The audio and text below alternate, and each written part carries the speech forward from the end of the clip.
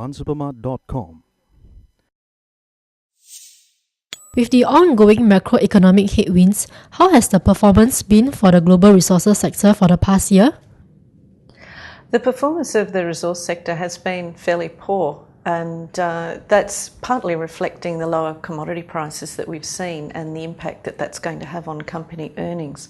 But in addition, we've seen a reduction in the valuations that people are prepared to pay for companies in the resources space. And that's really reflecting an asset allocation change where investors have become quite averse to risk, and they've sought to invest in less volatile sectors. So in particular, seeking fixed interest, yield, and within the equity space, they've been more comfortable with defensive style equities that tend to have dividend yields. Do you expect this to continue?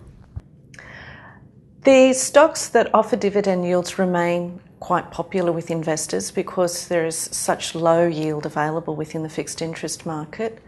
However, the price that they're paying for that sector is quite high now. There's been a lot of money going into it. So what we are starting to see is asset managers with a long-term view and a valuation bias are starting to look at the resource space because it has been relatively undervalued and the prices reflect significant downside from where we are today. Equities in the resources sector are trading on relatively low valuations as commodity price volatility has led to a lack of conviction on earnings visibility. What are the steps taken to turn this around? I think we need to see greater stability in the global economic outlook.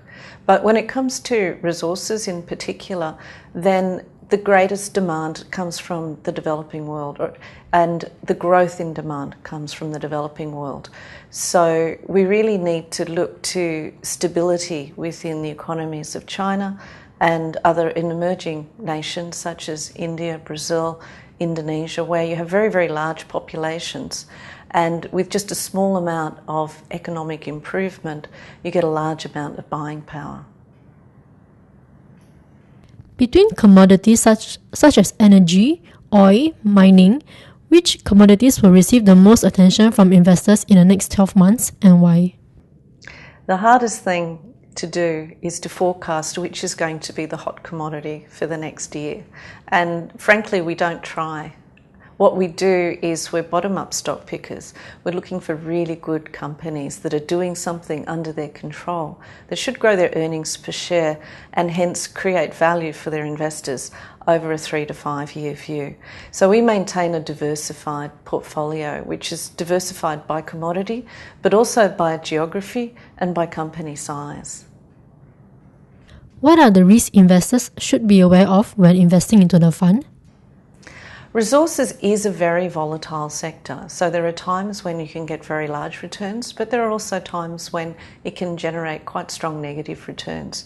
And so it should be part of a diversified portfolio.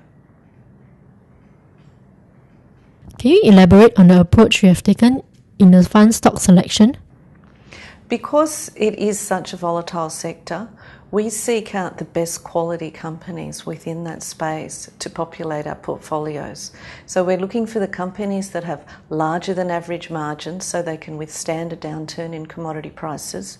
We're looking for companies with strong balance sheets so that they will be able to keep their businesses running in a downturn and maybe take advantage of weaker competitors.